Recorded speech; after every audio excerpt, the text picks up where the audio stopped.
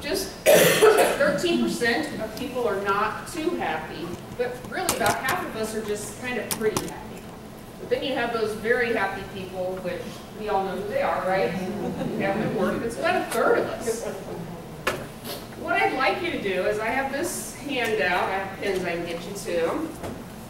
So I'm going to go over the 12 secrets of happiness. But what I'd like you to do before I go over is just write down what you think the 12 secrets of happiness are. And I got pins if you need a pin.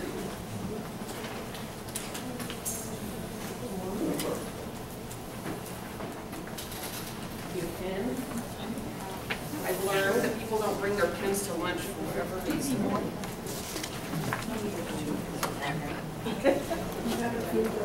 Just think about what you think the 12 components of happiness are.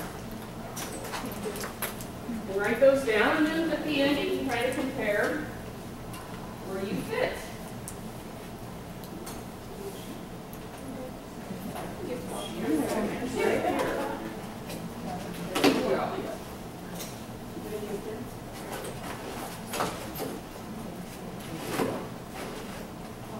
Pretty purple to anyone.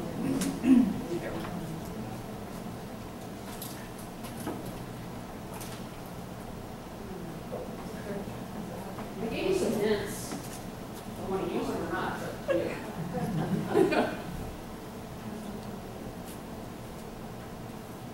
You're not going to get graded. It's just kind of for you to evaluate what your thoughts were, and then maybe they can go.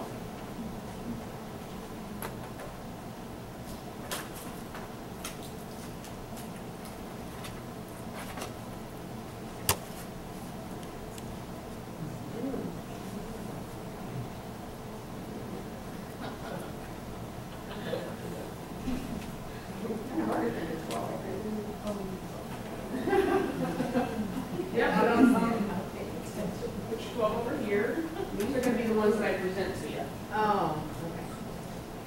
On the left-hand side, 12 things that you think would make a person happy. And on the right side, well, I'll actually present the 12 that research has shown would make people happy.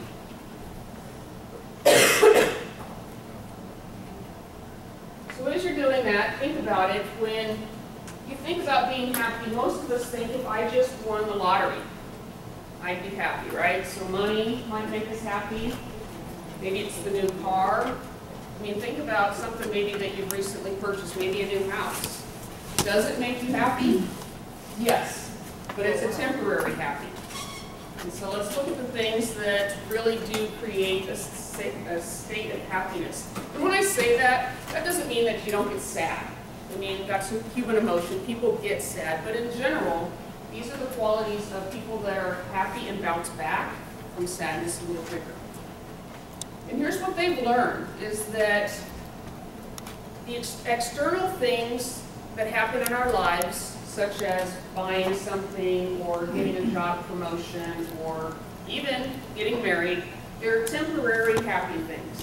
Those events in and of themselves create a state of temporary happiness, and they don't lead to long-term internal happiness. Those things come from inside of us. You know, some people really are beautiful or wealthy, or they have like stress-free lives and they get to go on vacation all the time, and we think they must be really, really happy. But the truth is they're not any happier than the rest of us. Only 10% of those things that are outside of ourselves constitute our happiness. 90% are inside of us, what's in our brain, how we think, how we do things. You can read a lot of those others there. But what they discovered, and what I did is I brought together a whole bunch of the research. They use different terms and stuff, but I could kind of combine them into some for you. But these are going to be those 12 characteristics. I found it hard to come up with 12 when I just did it prior to putting this presentation together. And here's the thing about most of these, if not all of these, is that you already have them. All you have to do is kind of nurture them, cultivate them, and focus on them some more. The first one is optimism. And what I've done is I just kind of put out what is optimism. We all know what pessimism is, right? And we try to stay away from that. Positive outlook.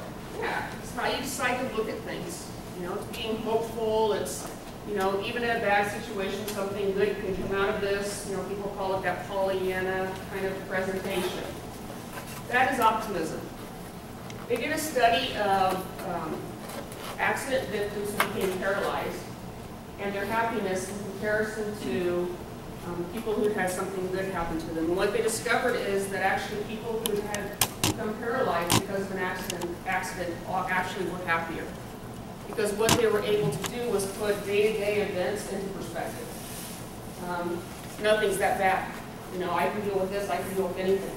So now you have this optimistic outlook on life. I've been through the worst there is. You know, it's all good from here. And that seems to be a true, it was a Massachusetts study of how tragedy does allow us to put things into perspective and to actually realize if anybody's ever had anything bad happen or you've gone through even a really depressing time or something, is you realize I made it through that, I can make it through anything. And so there's that sense of optimism about yourself.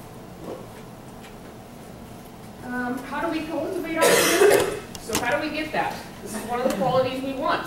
One of the things we do is take a bad experience, or you're going through a bad experience, write it down on a sheet of paper, and list all the positive things that you can get out of that experience.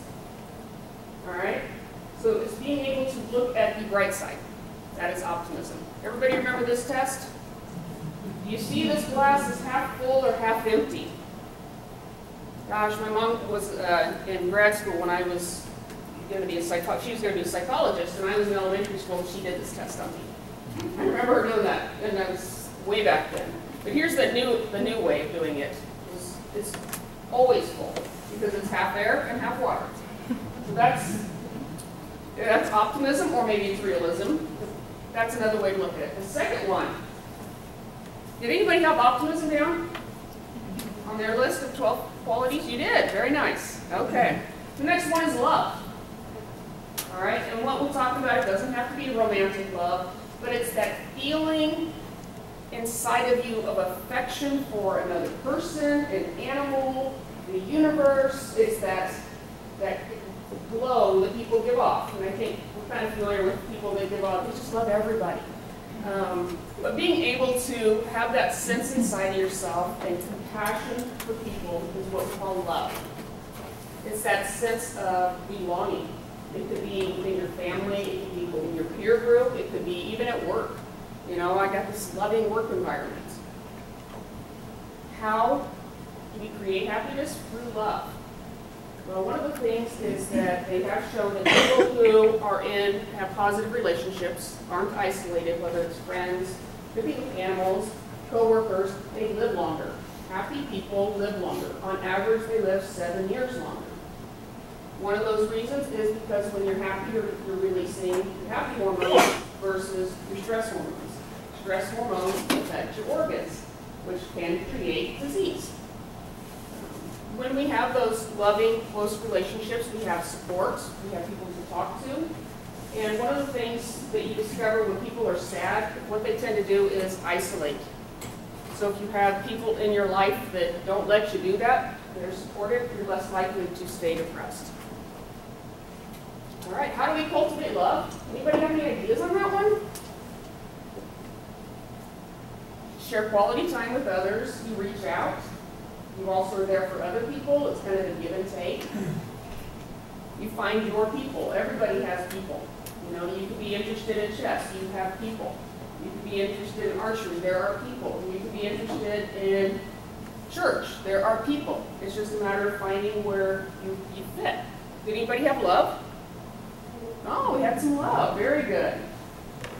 All right. The third one is courage. All right. What is courage? I think it comes in that, well, you face the fear and do it anyway kind of thing. Well, here's another one I have for you. Pins. Just pass back.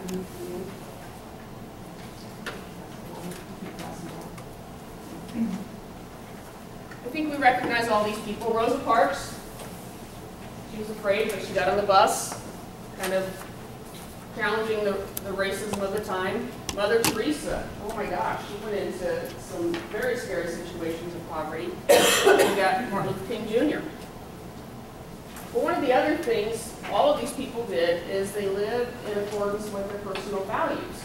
A lot of us aren't courageous enough to do that because we don't want people to not like us. We don't want to have conflict. And so we avoid being courageous in that way. How do you cultivate courage? Well, one is knowing what are your true values. And I'm not just talking about, we have values. Some of them we stand up for because, those are very passionate and meaningful to us. And others we just kind of live our lives by. None of us want to be the person that's righteous about everything.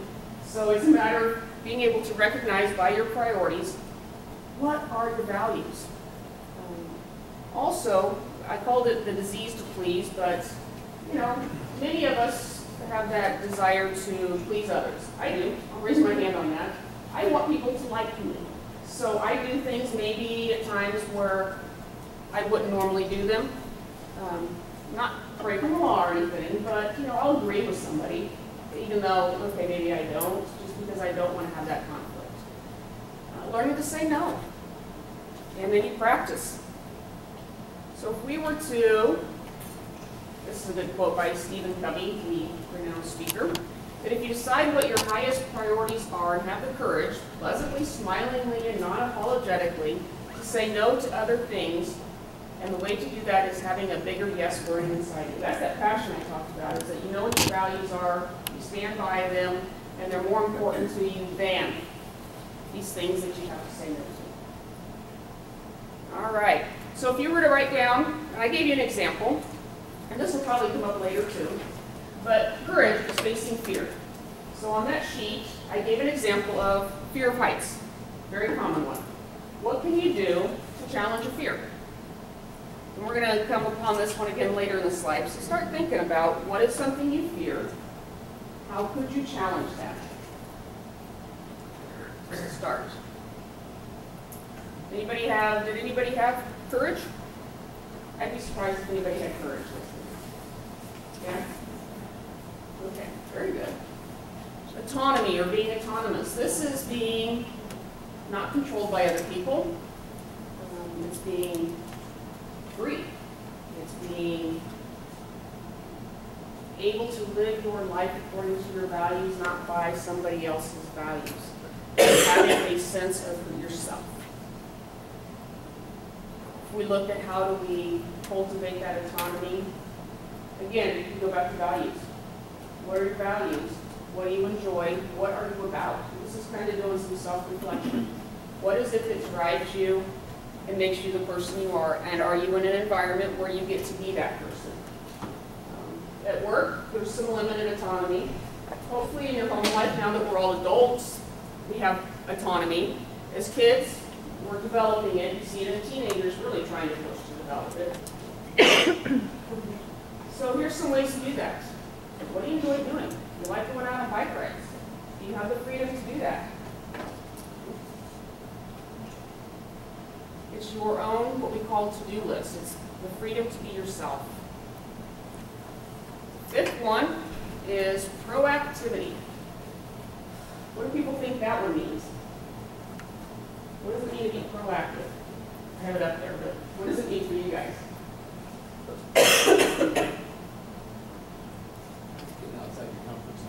Getting outside your comfort zone?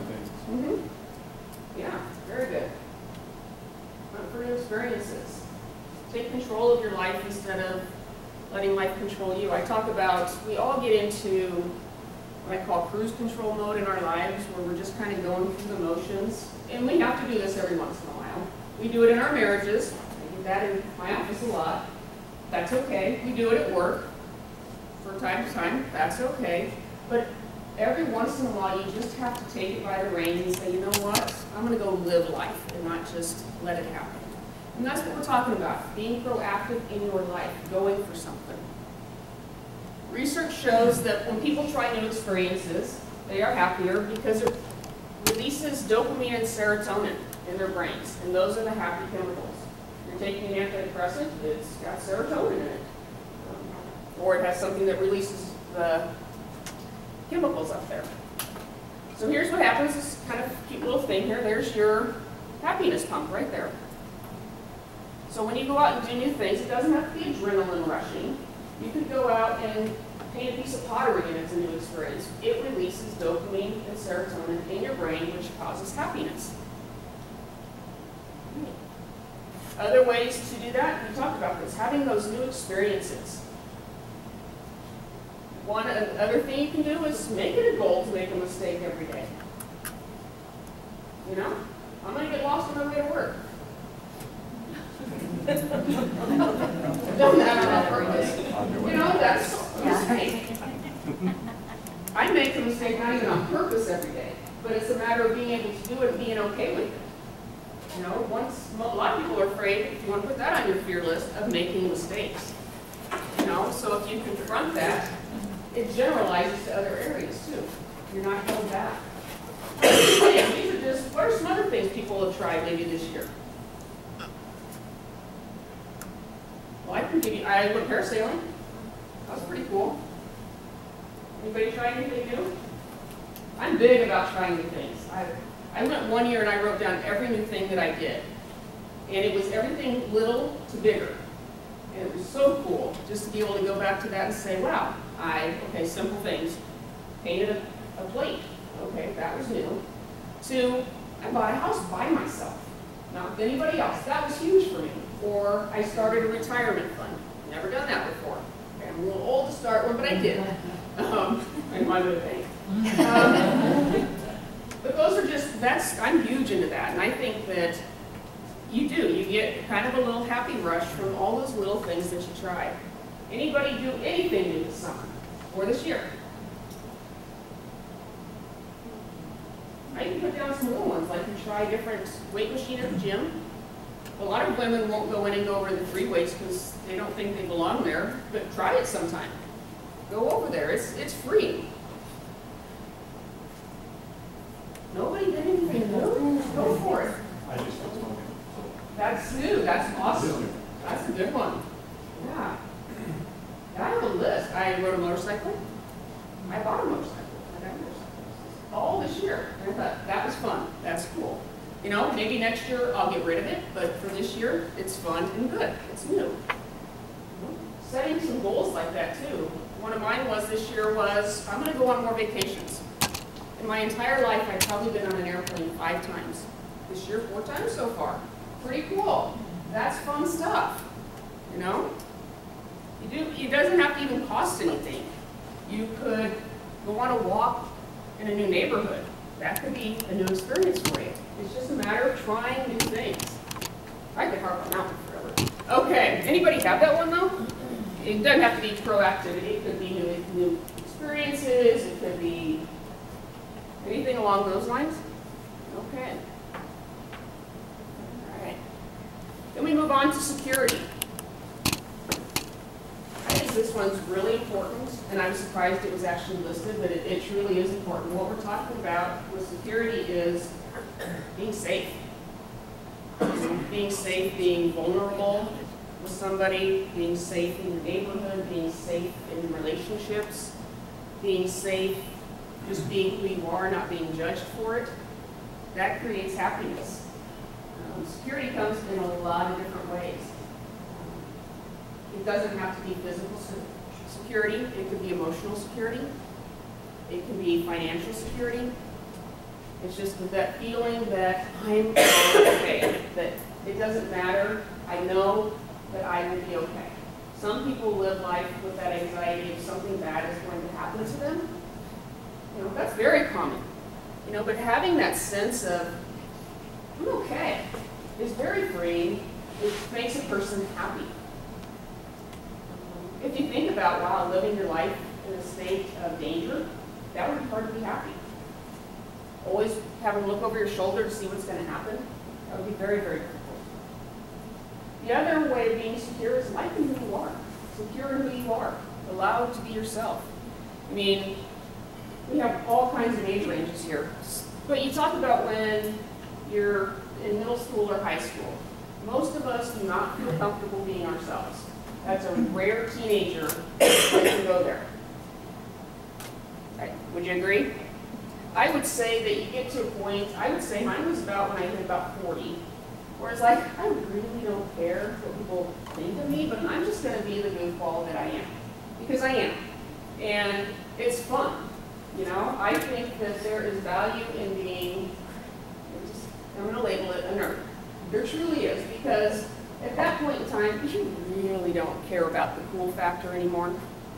It's free. It makes you happy. The other is that, you know, you want some financial security, but knowing that money and status, those things really don't make anybody happier. Wealthy people are not happier than middle class people. It's just a given fact. So one of the ways that we can do that is to recognize that we are made up of all the things that have happened to us through our lives. Our family history, our high school experiences, our college experiences, our relationship experiences, good and bad, have created who we are. And part of that is owning that and being okay with all that. That allows you to accept yourself. You know, if anybody in here has not made a mistake in their life and done something they wish they hadn't done, raise their hand, because I'd like to meet you. Okay. So what if, you know, you do something. You're 8 years old, you steal candy from the pharmacy down in the corner. Okay, I'm aging myself because they used to have penny candies at pharmacies. And you steal some, and you get caught, and you're 8. Now, as an adult, I can continue to berate myself about that, or I can say, okay, I was dumb, I learned my lesson, and let it go. But many people will hold on to those life experiences and continue to beat themselves up about them. So part of it is to recognize that everything we've done that has happened in our lives makes us who we are, good and bad, and owning it. And that's part of being secure in who you are. All right. So one way that we can cultivate that is we can have memories. We can have those good memories about how we became who we are, growing up years. Those are great if you have good memories from growing up. Just, you know, playing with your siblings in the yard. That's a way of being, yeah, that's who I am. I can own that. I have security in who I am. Just being able to conjure up memories, pictures of those times. All right. This one, I'm going to guess many people had on their list is good health. That one? Okay. And when I'm talking about good health, I'm not just talking about when I go to the doctor says I have big cholesterol and blood pressure. What I'm talking about is beyond physical health. It's about mental health. It's about social health, spiritual health, all the different health. Okay? I like this quote. Health is the optimal condition that allows for the ultimate engagement in life. Okay? So if mentally I'm not healthy, I'm not optimally engaging in life. I'm holding myself back somehow. If I'm not, we'll go with physically healthy. If I'm overweight, I can't maybe enjoy some of the things that I want to do, whether it's, you know, parasailing or whitewater rafting or going to the zoo and walking through the zoo. Because maybe I have a bad back and it's fun to walk. So being in your best, full, well health is one way to be happy. Now we're going to talk about the physical because this is where we always go. Is that one way to get healthy is to get moving. It doesn't have to be exercise. You don't have to go to a gym. You don't have to run or ride a bike. Just move. Get up and move. You can go shopping and move. I'm a big believer in just take the stairs instead of the elevator. I heard on the radio probably 2 weeks ago now, I was on my way to work, and it said that if you climb 13 flights of stairs a day, which isn't that hard, you're going up and down. I go up 4 to the work and down 4 right there, and I seldom stay in there, so there's 16. Then you improve your life, your lifespan, your health, just by 13 flights of stairs a day. And most of us, if we just did, you know, if we go to Shields, don't take the escalator, take the stairs up and down, well, you got some there. It's just quite simple. Just move. 10 minutes of moving produces brain changes. When you talk about that exercise effect and you release the happy hormones, you can get that going in about 10 minutes. Now, if you just take a walk like this, probably not going to happen in 10 minutes, but it is going to make a difference. And actually, the quicker you move, the quicker it sets in. I've actually run across people that don't feel that exercise effect, and I feel really sorry for them, because it's awesome. I can tell when it kicks in with me, because I go from, excuse my language, this really sucks, I don't want to be doing this, to this is pretty cool. And then I know, okay, it kicked in. All right, the 8th one is spirituality. Anybody have that one? All right. Drink here. When I'm talking about spirituality, it's not just about, our Christianity or Buddhism or God and those types of things. It's about a connectedness to something bigger than yourself. And for some people, that thing that's bigger than themselves is nature. Other people, it's Jesus Christ. Other people, it's Buddha. Everybody, it's important to have that thing that makes you feel that there's something bigger than you, that makes you feel about that big, and that you realize that your problems are about that big. But it's having that connectedness to the universe. And maybe you don't have the connectedness, but at least you yearn for it. And that's part of happiness as well. All right. But reading a book, even inspiring to you, may not be inspiring to me. It could be a book about dogs that's inspiring to you. That's my sister right there. She reads. She reads 5 books a day, and she just reads. And that's what makes me feel connected to a bigger place. I like to get out in nature. That's my thing. And everybody has kind of or you find what it is for yourself that makes you feel that connectedness to a bigger universe. All right. Why is it important? Because people who have, I'll just call it a spiritual side, have greater life satisfaction.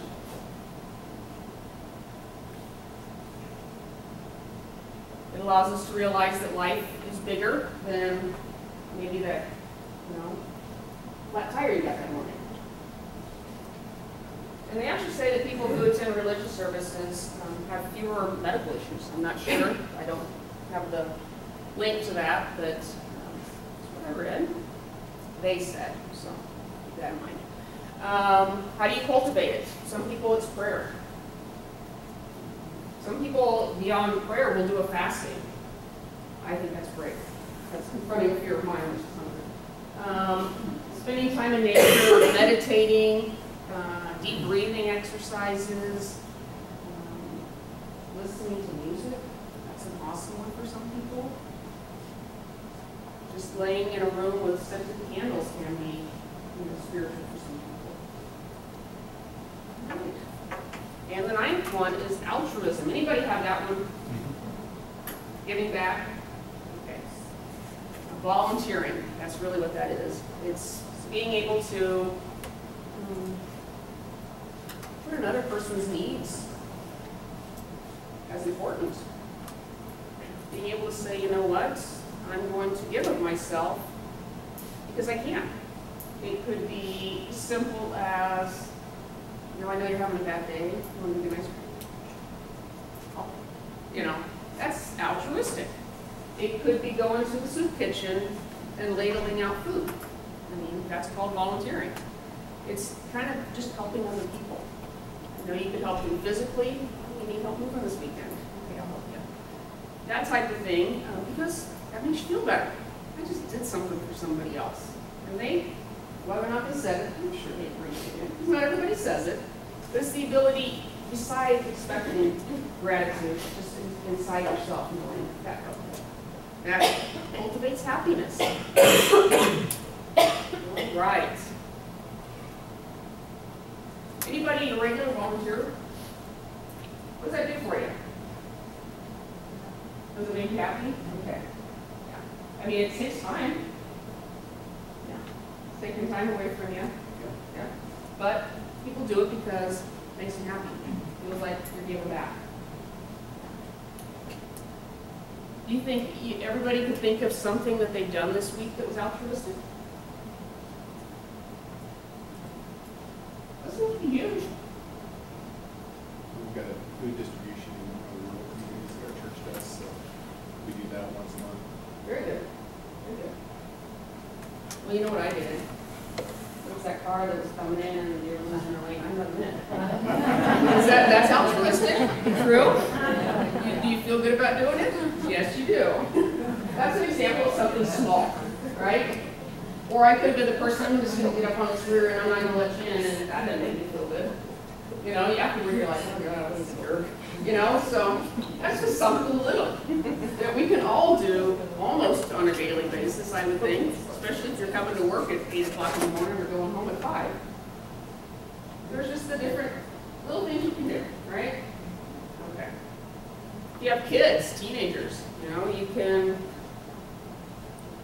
instead of saying, you didn't do this right, just go ahead and do it this one time. I'm not going to enable you, but I'll do it because it'll be nice. We have those kids, right, in our families? Okay. I do. All right. How do we cultivate that? Now, you can donate money if you want. Does that make you feel good? Do you feel like you're contributing? You know, is that... some people donate because they don't want to spend the time, which is fine, too.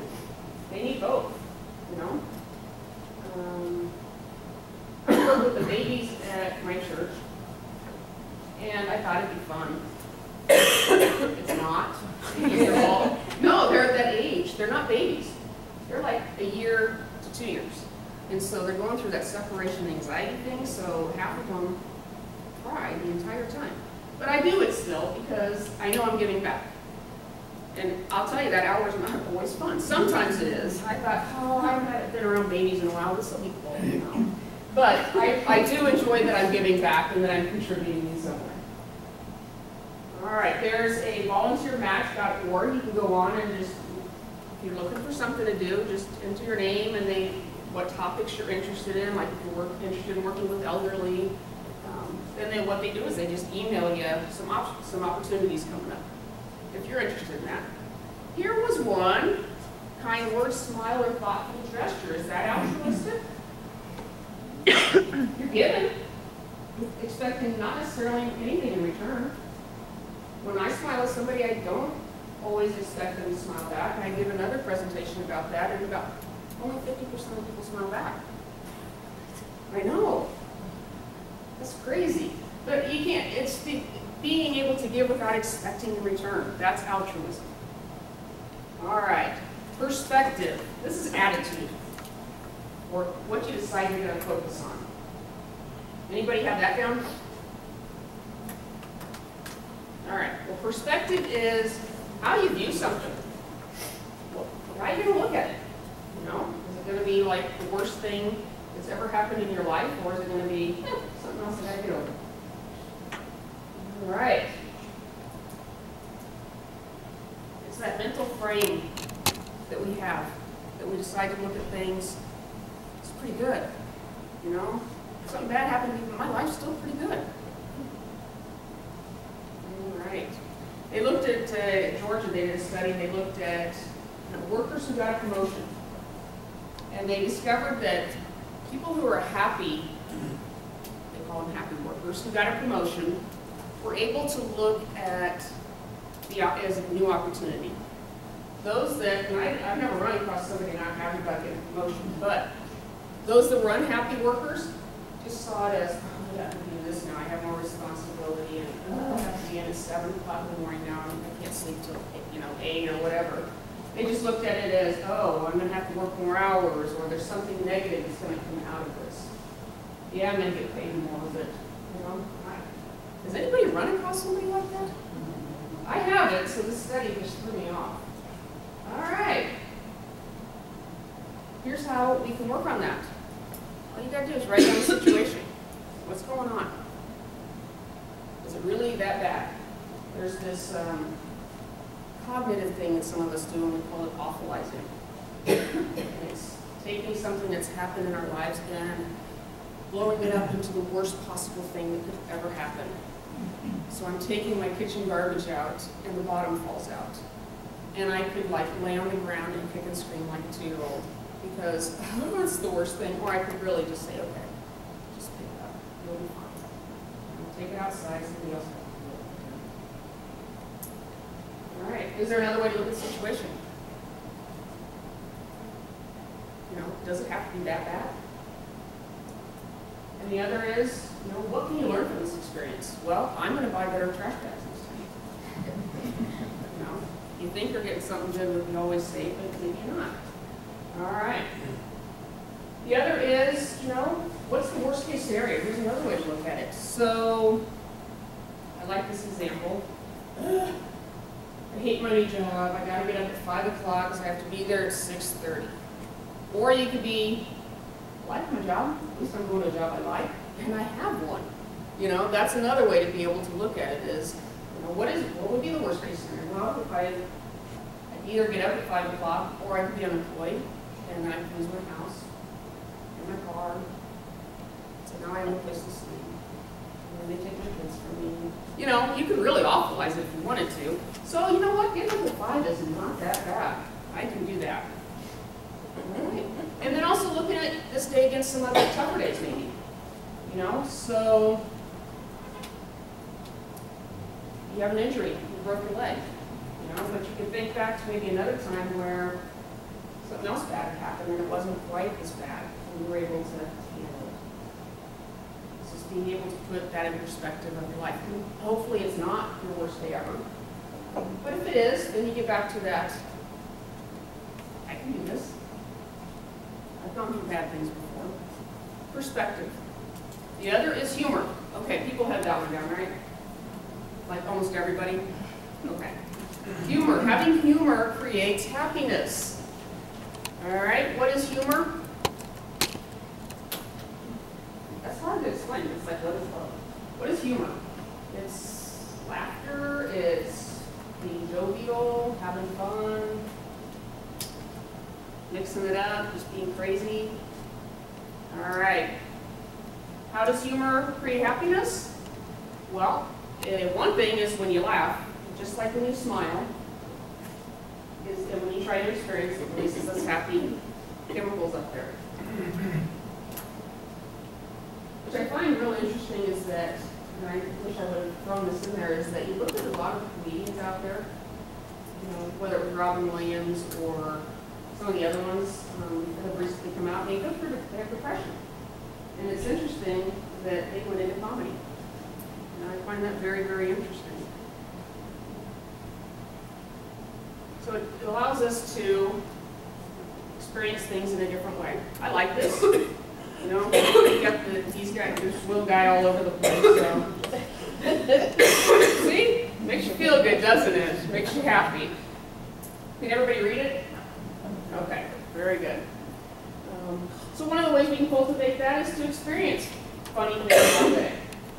I know several people who just get on YouTube every day. This is just part of their pattern. You know, instead of getting on Facebook, they get on YouTube and they'll type in, one typed in air horn. And what it is it's pranks. You know, golfers out there getting ready to swing and an air horn goes off. You know, or stuff like that. You know, annoying to somebody, but if you're a golfer, you probably won't find it funny. You'd be irritated. But the rest of us were like, you know, it's funny. But then you got animals, funny animals. Type in all kinds of things, and you can get some great video just to watch. I know that when you know I'm having a stressful time at work and it's just life's coming down on me, I don't go to serious movies. I don't watch serious shows. I only do stupid comedies because it's mindless and it feels good. All right. And now we have another. I hope you guys don't find this too annoying. It starts off okay, I think.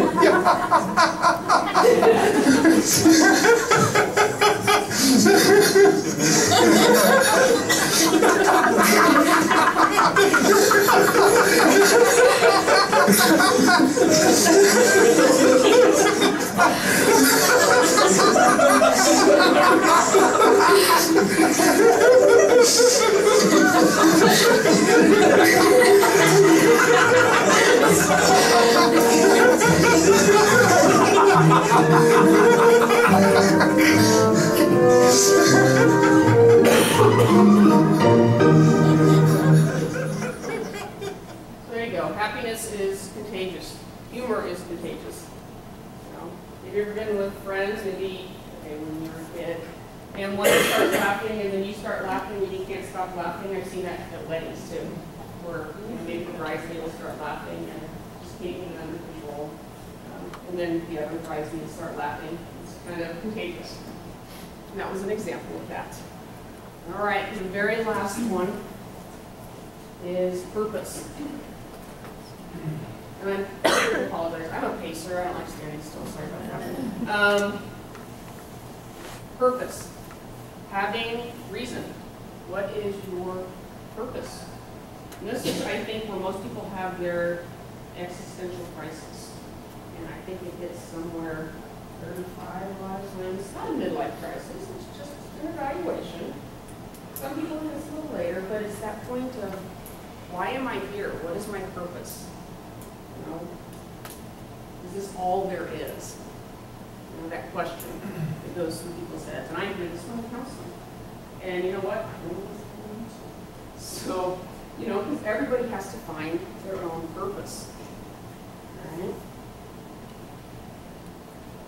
Having a purpose does create happiness because it allows us to live within our passions. And I've got another one here for you. It allows us to focus our energy on something important to us. It gives meaning to your life.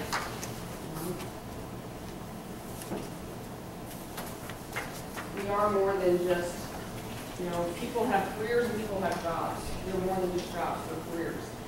There's more to us than just going there and punching a clock and leaving. All right, this is a big long one, but I kind of gave you guys 3 things to think about. For people who haven't found their purpose yet, which if you haven't, that's okay. You know, that's part of what life is about, is discovering what is your purpose. Here's just 3 questions you can ask yourself. What excites and energizes me? What are those things that when I think about or I do just gets me revved up? I can just feel that chill, that shiver that comes across your body. Anybody ever had that happen because, woo, this is exciting? That thing that really gets you going.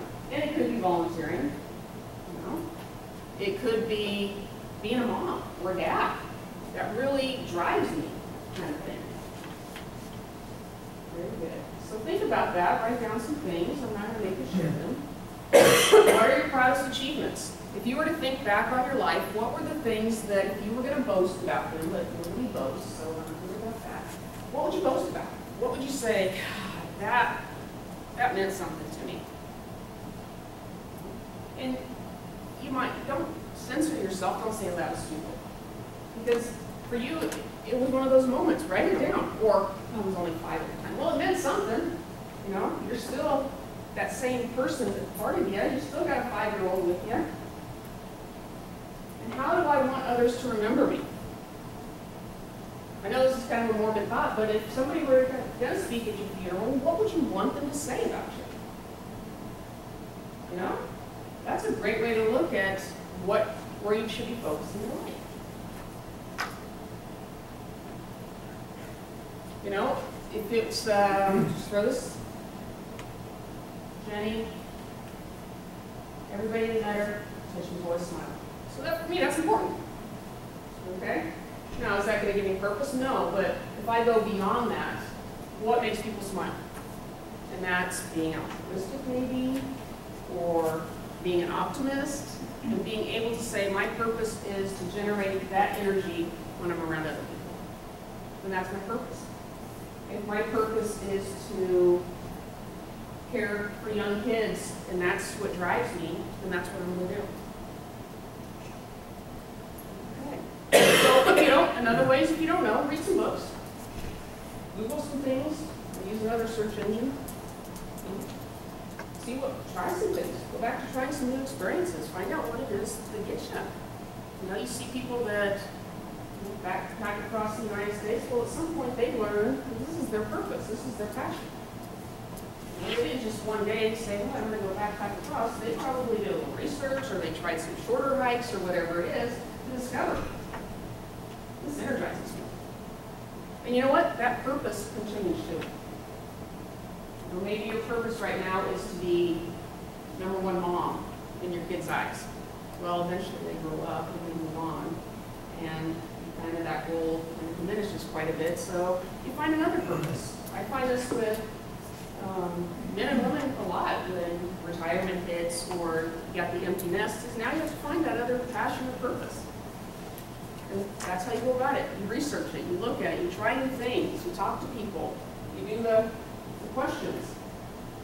And then, when you find it, you do it. That's how you cultivate it. You just do it. And there we go. Now we are to the end. So what did you learn? You've got 12 keys to happiness. They're secrets. They're not secrets anymore. Practice them. You know, and here's the thing. Keep it small. Don't go out there and do all 12 of these every day. Just pick something that you're going to focus on until it becomes habit, and then move on to the next one. We've got a long life, so you know, it's all about throughout life, not just at one point in time. All right. Anybody have any questions? No? All right. Well, hopefully y'all can find happiness then. I do have one more thing for you guys. Sorry about that.